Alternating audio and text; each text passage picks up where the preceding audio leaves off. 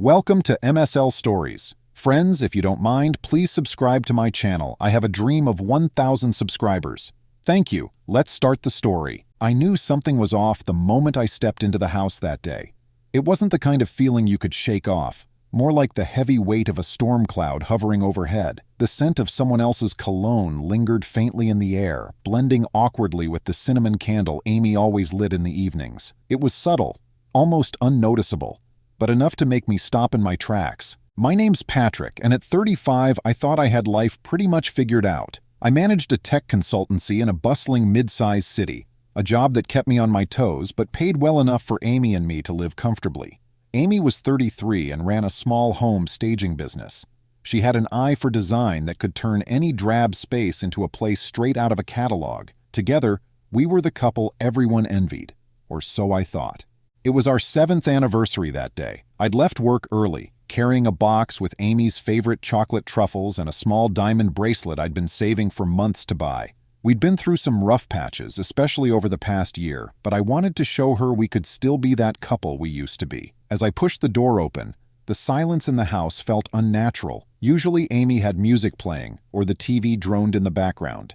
Instead, there was just stillness. The living room looked untouched, too perfect, like it had been staged for a photo shoot. That wasn't unusual for Amy, but it added to the eerie sense that something wasn't right. As I walked further into the house, I noticed her phone lying on the kitchen counter, screen glowing faintly with a notification. Amy never left her phone unattended. She once joked that she'd sooner lose her wallet than her phone. I debated whether to look, feeling a pang of guilt at the thought of invading her privacy.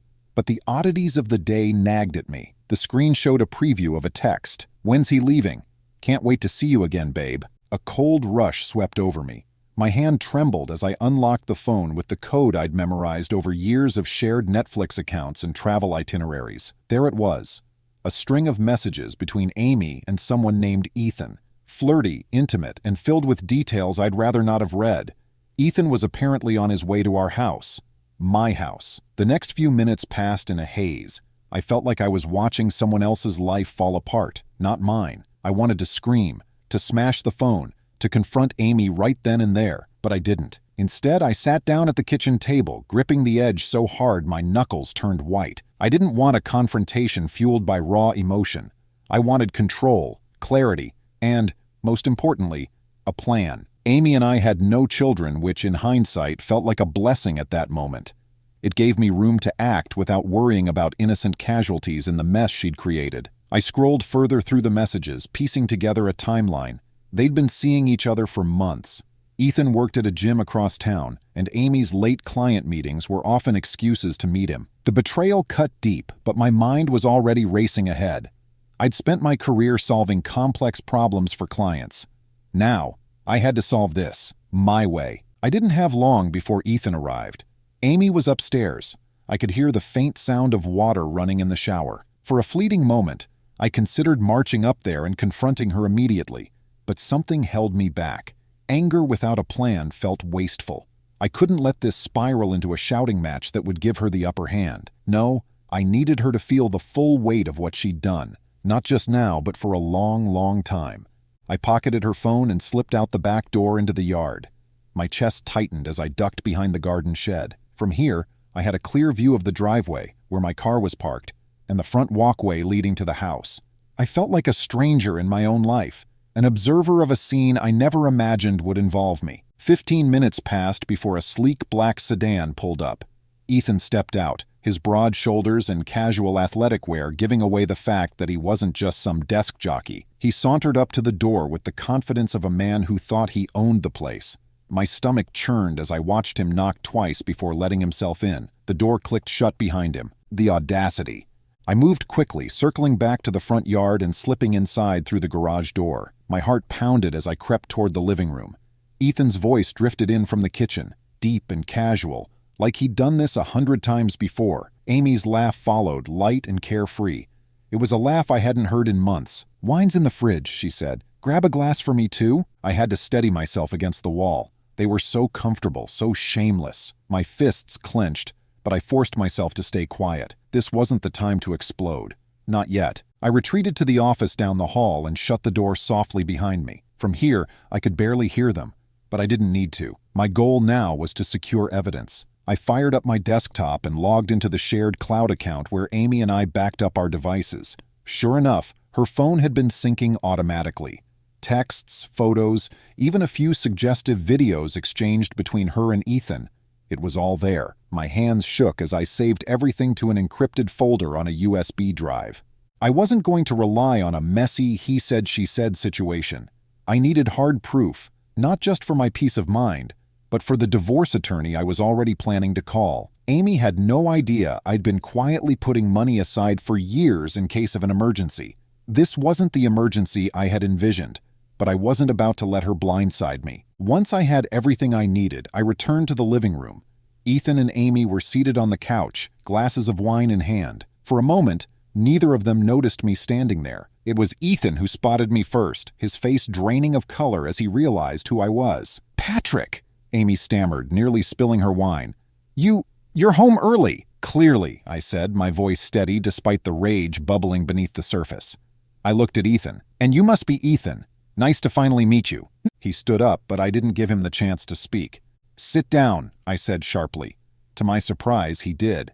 Maybe it was the look in my eyes, or maybe he wasn't as confident as he seemed. Amy, meanwhile, looked like a deer caught in headlights. "Patrick, I can explain," she began, but I held up a hand. "Save it. I'm not interested in whatever excuse you've rehearsed for this moment." Her mouth snapped shut, and for the first time I saw a flicker of fear in her eyes. Good. She needed to feel that. "You've made some choices, Amy," I continued, pacing slowly. "And those choices have consequences, but don't worry, I'm not going to lose my temper. I've already got everything I need to ensure this ends the way it should." "What do you mean?" she asked, her voice trembling. I turned to Ethan. "You might want to leave now. This doesn't concern you anymore." He hesitated, glancing at Amy for guidance, but she said nothing. With a mumbled excuse, he bolted for the door, leaving his half-empty wine glass behind. Coward. Once he was gone, I sat down across from Amy and pulled out her phone. I placed it on the table between us, the screen still glowing with the incriminating messages. She didn't need to look to know what was on it. "I loved you," I said quietly, the weight of those words heavier than I'd expected. "But I won't be made a fool of." "Patrick, please," she whispered, tears welling up in her eyes. "It was a mistake, a stupid, horrible mistake. We can fix this." I shook my head.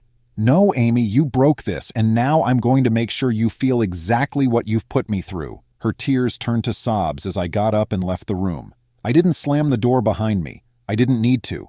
She had no idea what was coming next. I didn't sleep that night.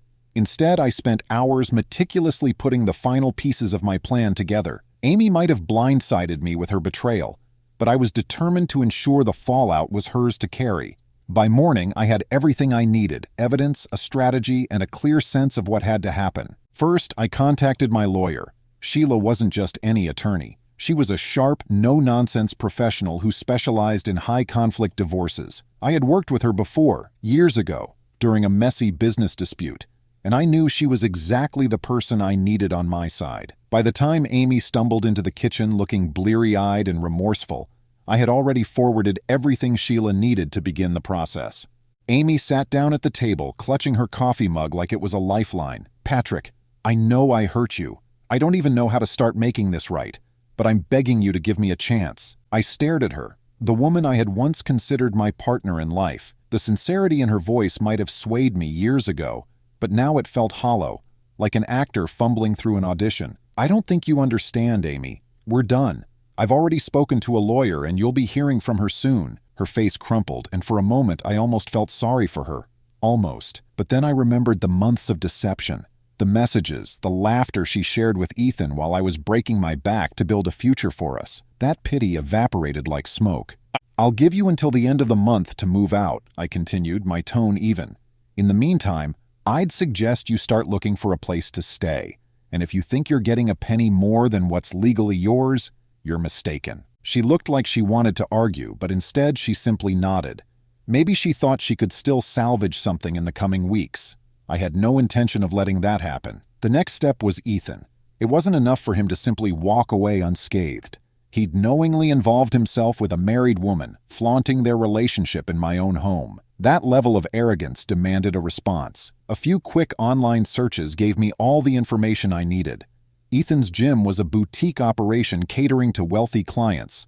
the kind of place that relied heavily on reputation and word of mouth. Conveniently, he was also quite active on social media, where he frequently posted shirtless selfies and motivational platitudes. His online persona screamed alpha male, but his posts also revealed a surprising amount of personal information. Names of clients, photos of his car, even the address of his gym. Armed with this knowledge, I crafted an anonymous email detailing his affair with a married woman, complete with screenshots of the texts and photos. I sent it to the gym's owner, a no-nonsense woman named Karen, who was tagged in several of Ethan's posts.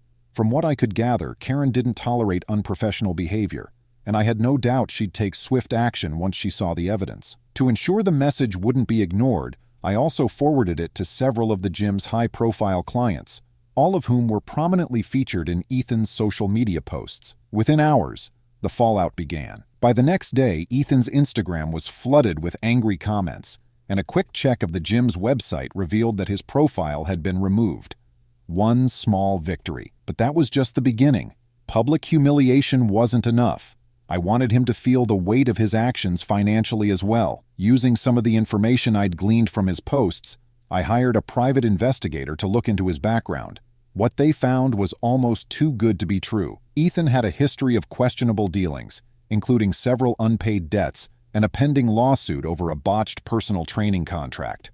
Armed with this information, I anonymously tipped off his creditors, ensuring they knew exactly where to find him. Meanwhile, I set my sights on Amy. She had no idea what I was orchestrating behind the scenes. While she spent her days alternating between tearful apologies and sullen silence, I quietly began unraveling the financial web of our marriage. We'd kept most of our finances separate, but there were a few joint accounts and investments that needed to be divided.